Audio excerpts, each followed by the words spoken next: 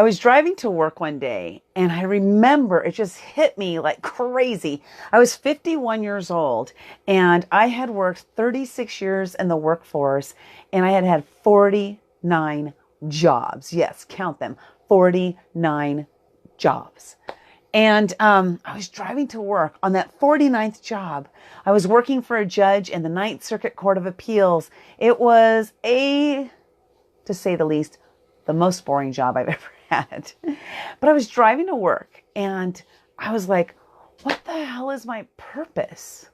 What's the purpose of this planet? What's my purpose for being on this planet? And I really wanted to figure that out because at 51, I was like, I'm in the second half of my life, potentially in the last quarter of my life. And I was like, what is the purpose? What's the purpose of being here? What's my purpose for being here? So I embarked on a journey of discovering my why, my purpose. And I want to share with you today how you can discover your purpose. Once you discover your purpose, I truly believe that it's your job and your duty to live out that purpose. So be very careful because when you end up putting yourself out there to discover your purpose on this planet, it's going to be your job and duty to do that. Hi, my name is Linda West. And my company, Living Life Inc., our mission is to help women entrepreneurs discover their value and then share their voice with the world. And I'll share with you right off the bat, I have 2 little dogs. Every once in a while, they will bark. So if they bark, I'm just going to let them go and I'm going to totally ignore them because they're probably barking at nothing. We do have a couple little like flies flying around here right now, so they might be going after the flies. So I just want to let you know that in advance. So discovering your why, discovering your purpose, this is something that's really, really valuable. And this can help you if you're going through a state of mind of like, why am I here? What's it all about? What's it all about, Alfie? I don't know what it's all about, but maybe you do. So discovering your purpose, the reason why it's very valuable, because it can help you to live in a different state of mind. Living in a different state of mind. Maybe it will get you on a path of positivity. Maybe it'll get you in that mindset of momentum. Hey, I came up with path of positivity and mindset of momentum. What else can I come up with? I don't know. Right off the top, I can't come up with anything. But maybe this will help you to get you to discover what your purpose is. So I want you to think back. I want you to think back in time. Think back in your life to times where you were experiencing things in your life and you were like, this is so awful. This is just a horrible time of my life. I can't stand this. Like, I hate everything about it. I want you to think about a time in your life like that. And I want you to think about how you made it through that time. Maybe it was when you were really, really young. Maybe it was something that just happened last week or last month, but you made it through that time. I truly believe that God only gives us what we can handle. So if you lived through some really tumultuous times in your life, but you're here to talk about it, you're here to tell the story about it, there's a purpose for that. There was a reason that you went through that time. And the reason you went through that time could simply be so that you can help others go through a time that's exactly like that. I have this story, and hold on just a second. Pop up, pop up, pop up, pop up, stop. Come here, pop up. Okay, so apologize for that interruption.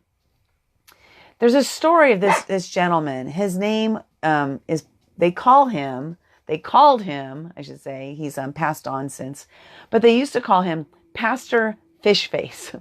So he got his nickname because before he became a pastor, he was driving and he was in a car accident. His car flipped and flipped and flipped. And when it flipped, he ended up getting crushed in the car, and hot oil from the car was dripping on his face, or it was from the radiator, water from the radiator. It was dripping on his face, and it caused his face to get very disfigured. And he knew he was going to die in that moment. He just knew it. He knew he was going to die. But he said, as he was lying there, he said, God, if you let me live. I will go to the pulpit. He knew he had been being called to the pulpit year after year after year. He'd been being called to the pulpit, but he denied that calling. He denied that calling because he didn't want to have to live that life as a pastor. So he said, God, if you let me survive, I will go to the pulpit. Well, the water stopped dripping.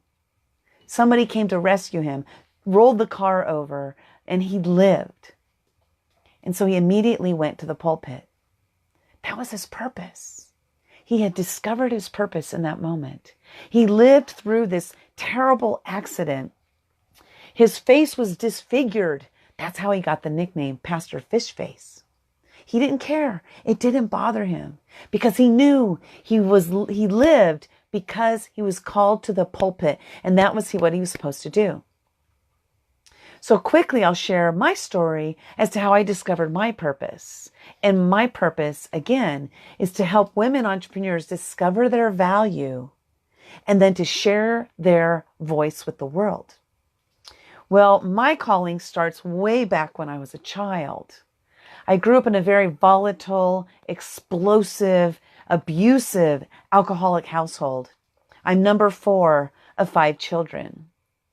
Well, my mom was the one who took the brunt of everything that went on in that household.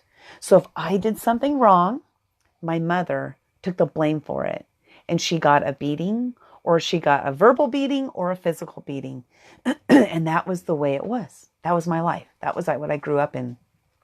I saw the abuse. I heard the abuse. I witnessed the abuse. So growing up in that kind of environment caused me to stifle my voice. Because if I said something wrong, somebody might get hurt. Mom. I was always fearful that Dad was going to come get me. I always had that fear, but he never did. He always went after Mom. But I had this such a strong fear that if I said the wrong thing, that Mom was going to be beat or somebody was going to get hurt. I had this fear that if I did the wrong thing, if I wasn't perfect, that somebody was going to get hurt. So I grew up in that fear, and I carried that fear with me around my life, everywhere in my life, whether it was with boyfriends, whether it was new friends, whether it was teachers. I had this one teacher who lectured, he would lecture with his finger like this. And when he would lecture, he would build up this spit in his mouth, and he would every once in a while, he would just spit on somebody. Not on purpose. It wasn't like he spit on somebody on purpose. It's just he would build this spit up in his mouth and he would spit. And I was always so scared when he lectured because it reminded me of my dad. Fast forward till I was 19 years old, and I met this man. I ended up getting pregnant, and my mom was like, you have to marry him. Dad can't know that you had sex before you were married, so you have to marry him. So I married him. Well, unfortunately, I married him, and he was just like my dad. Just like my dad. I married someone just like my dad. So my voice continued to stay stifled. I continued to not say things because I was fearful that I was going to get hurt. Well, I stayed with the man for 2 years. I had 2 babies. I had a 14-month-old and a 4-week-old when I had it. And I was like, I'm out of here. I'm not repeating my mom's life. My mom was with my dad for 55 years. Not by that time, my mom was with my dad for 25 years. And I was not going to repeat the life that my mom had lived. So I grabbed a diaper bag over one shoulder, a purse over one shoulder. I had my son on my hip and my daughter in the carrying case. And I walked out. Papa! It was much later. I was 51 years old when I discovered my purpose, because I discovered in that moment that I had value. And when I discovered that I had value, it was time for me to start sharing my voice with the world. Once I started sharing my voice with the world, I saw how much confidence it gave me and what it did for my life. And these dogs, I hope this message is being conveyed because this is such an important message. But once I started sharing my voice with the world, it helped me gain confidence, and it helped me to start to help other women discover their value, and share their voice with the world. So what is your purpose? Go discover your purpose and start living your life on purpose rather than on accident. So go out there and make that impact with the world. Have a great evening. Bye-bye now.